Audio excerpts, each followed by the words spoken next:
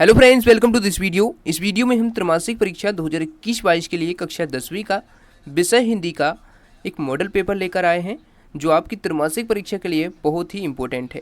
आपकी त्रैमासिक परीक्षा में जिस प्रकार से आपके प्रश्न पूछे जाने हैं उसी तरीके से पेपर आपका तैयार किया गया है।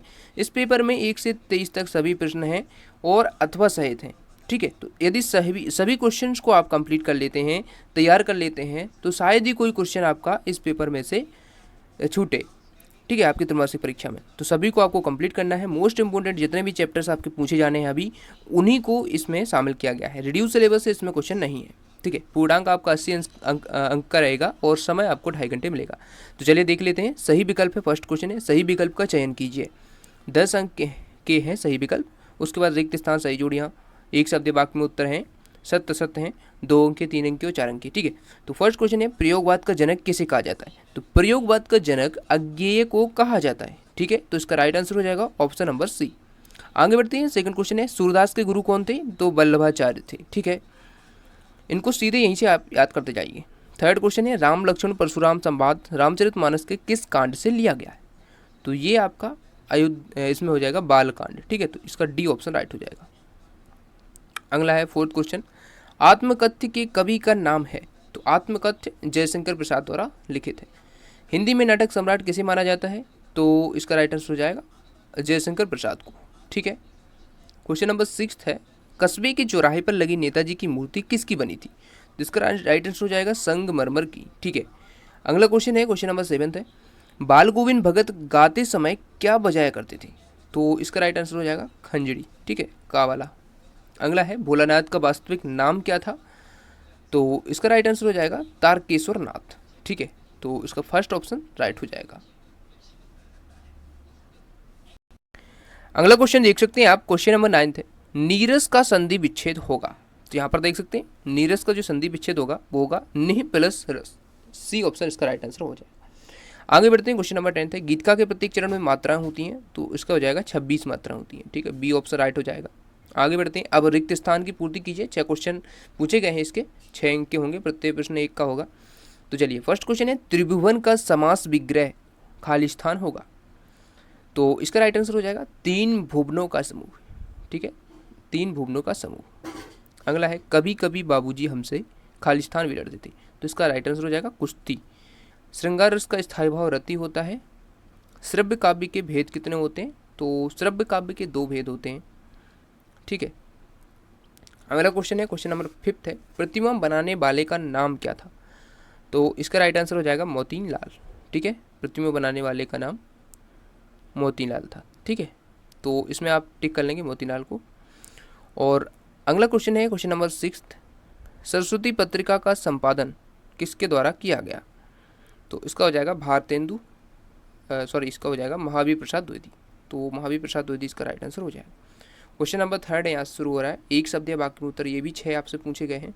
तो फर्स्ट पूछा गया है, हिंदी साहित्य का जागरण काल किस युग को कहा जाता है? तो भारतेंदु युग को। ठीक है, इन क्वेश्चंस के अलावा आप इनके आसपास के जितने भी क्वेश्चन हैं उनको भी कंप्लीट करके रखिए, क्योंकि देखिए परीक्षा में कुछ भी पूछा जा सकता है। ये एक मॉडल पेपर है, इस पेपर के जैसा आपका पेपर आएगा और इसमें से कई सारे क्वेश्चन भी आएंगे, लेकिन इसके आसपास के जो भी क्वेश्चन है उनको भी आपको कंप्लीट कर लेना चाहिए। जो आपने पढ़ रखा है उसको रिवीजन करके भी जाना, ताकि आपसे पूरा पेपर बन सके। ठीक है, सेकंड क्वेश्चन है, सूरदास ने किस भाषा में रचना की है? ठीक है, तो इसको हो जाएगा ब्रज भाषा में। इस क्वेश्चन को आपने देख लिया। हिंदी साहित्य का जागरण काल किस युग को कहा जाता है? तो भारतेंदु युग को। इसको अच्छे से याद रखना, बहुत ही इंपॉर्टेंट है ये वाला। ठीक है, उसके बाद देखते हैं थर्ड क्वेश्चन, रिपोर्ताज किस भाषा का शब्द है? तो फ्रेंच भाषा का शब्द है। ठीक है, बाल गोविंद भगत के कितने बेटे थे? 1। ठीक है, 1 आंसर हो जाएगा। इसका नाक किसकी प्रतीक मानी गई है? मान सम्मान की। रोला में कितनी मात्राएं होती हैं? 24 मात्राएं होती हैं। ठीक है, क्वेश्चन नंबर 4 है, सही जोड़ियाँ बनाइए। ये आपका 5 नंबर का है। रामचरितमानस से आप मैच करेंगे, महाकाव्य है। जॉर्ज पंचम की नाक किसके द्वारा रचित है? तो देखिए ये हो जाएगा आपका कमलेश्वर। ठीक है, उसके बाद आत्मकथ्य जयशंकर प्रसाद द्वारा रचित है। शांत रस का स्थायी भाव निर्वेद होता है। और नेताजी का चश्मा स्वयं प्रकाश द्वारा लिखित है। ठीक है, तो इस प्रकार से आप सभी को मैच कर लेंगे, ये आपके आंसर हो जाएंगे। ठीक है, यहाँ पर दिए भी गए हैं आंसर, 1 का डी हो जाएगा। तो इस प्रकार से आप इनको भी देख सकते हैं। तो इस प्रकार से इनके आंसर हो गए। अब देखते हैं प्रश्न क्रमांक 5, सत्य असत्य लिखिए। फर्स्ट है प्रयोगवाद का प्रारंभ 1943 से माना जाता है, तो ये सत्य हो जाएगा। विनय पत्रिका सूरदास की रचना है, असत्य हो जाएगा, तुलसीदास जी की है। कैप्टन को बिना चश्मे वाली नेताजी की मूर्ति बुरी लगती थी, ये सत्य है। ठीक है। बाबूजी कुश्ती में हमको हरा देते थे, ये असत्य है। मनोहर शब्द में व्यंजन संधि है, ये असत्य है। ठीक है। अब देखिए प्रश्न क्रमांक 6 से आपके 2 अंक के क्वेश्चन शुरू हो रहे हैं। ऑब्जेक्टिव आपके 32 थे, पूरे हो चुके हैं। अब हम देखते हैं आपके 6 से लेकर 23 तक के सभी प्रश्न। तो प्रश्न क्रमांक 6, रीतिकाल की प्रमुख काव्य धाराएं कौन कौन सी हैं? 2 अंक में ये क्वेश्चन है। अथवा वाला है, रीतिकाल की 2 रचनाओं के नाम लिखिए। उद्धव के व्यवहार की तुलना किस किस से की गई है? अथवा है, परशुराम के क्रोध करने पर लक्ष्मण ने धनुष के टूट जाने के लिए कौन कौन से तर्क दिए? क्वेश्चन नंबर 8 है, दोनों अथवा सहित आप सभी क्वेश्चन को कंप्लीट करेंगे ताकि आपका कोई भी क्वेश्चन आपका पेपर में नहीं छूटे। ठीक है। कभी आत्मकथा लिखने से क्यों बचना चाहता है? उसके बाद स्मृति को पाथेय बनाने से कवि का क्या आशय है? ठीक है। क्वेश्चन नंबर 9 है, सेनानी ना होते हुए भी चश्मे वाले को लोग कैप्टन क्यों कहते थे? अथवा है, भागत की पुत्रवधू उन्हें अकेले क्यों नहीं छोड़ना चाहती थी? देखिए जो पेपर हैं सभी में मॉडल पेपर आपको प्रोवाइड करा रहा हूँ। कोई भी बिल्कुल ऐसा पेपर नहीं हो सकता है कि रियल आपको दे दें, क्योंकि देखिए रियल पेपर ना ही कभी वायरल होंगे। ठीक है। वायरल नहीं होते हैं क्योंकि देखिए आपकी परीक्षा कराई जाए उसका मतलब ही यही होता है कि आपको पेपर केवल परीक्षा में ही मिलेगा। ठीक है। ऐसे पेपर वायरल नहीं होते हैं। आपके लिए मॉडल पेपर हम प्रोवाइड करा सकते हैं। आपका जो रियल पेपर है वो आपको स्कूल में ही मिलेगा। ठीक है। तो आपको कन्फ्यूज नहीं होना है। जो पेपर वायरल हो रहे हैं उन पर ध्यान मत दीजिए, केवल प्रश्न आप उनके याद कर सकते हैं, वही प्रश्न पूछे जाएंगे। ठीक है। प्रश्न क्रमांक 10 है, भोलानाथ अपने साथियों को देखकर सिसकना क्यों भूल जाता है? उसके बाद जॉर्ज पंचम की नाक की सुरक्षा के लिए क्या क्या इंतजाम किए गए थे? ठीक है। तो ये आपके अथवा सहित क्वेश्चन आपको कंप्लीट करना है।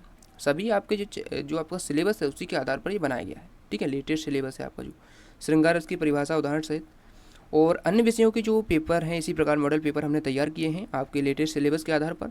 तो उनको आप डिस्क्रिप्शन बॉक्स में लिंक मिल जाएगी, आज चैनल प्लेलिस्ट पर विजिट करके देख सकते हैं। ठीक है। वो भी इसी प्रकार से आपके मॉडल पेपर हैं। महाकाव्य व खंड काव्य में अंतर और रोला छंद की परिभाषा लिखना है आपको। काव्य की परिभाषा लिखिए और रस के अंग बताइए। ठीक है। क्वेश्चन नंबर 14 है, हरिगीत का छंद, उल्लाला छंद, ये सभी छंद आपको कंप्लीट करना है। व्याकरण के हिसाब से बहुत ही इंपॉर्टेंट है। हालदार साहब को किस बात से कौतुक और प्रफुल्लता मिलती थी? भगत ने अपने बेटे को मृत्यु पर अपनी भावनाएं किस तरह व्यक्त की? उसके बाद क्वेश्चन नंबर 16 है, छायावाद की 3 विशेषताएं, प्रगतिवादी काव्य की 3 विशेषताएं। क्वेश्चन नंबर 17 है, आत्मकथा और जीवनी में अंतर, नाटक और एकांकी में अंतर। क्वेश्चन नंबर 18 में है, निम्नलिखित की संधि विच्छेद कीजिए और संधि का नाम लिखिए। हिमालय, विद्यातुर, सर्वोदय। तो वो संधि आप और भी करके रखिए। ठीक है। कोई भी पूछी जा सकती है।